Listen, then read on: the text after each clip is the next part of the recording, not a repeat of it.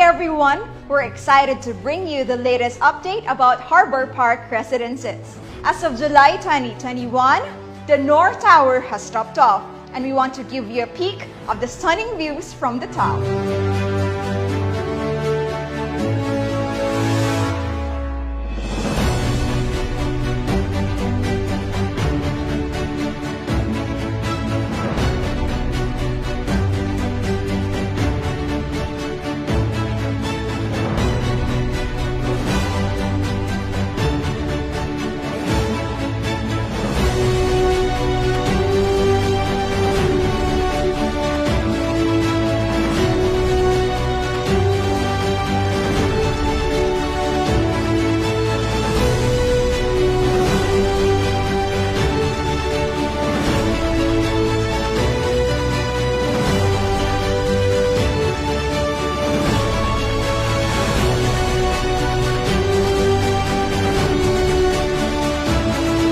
Join us every quarter to get updates about your future home here in Harbour Park Residences.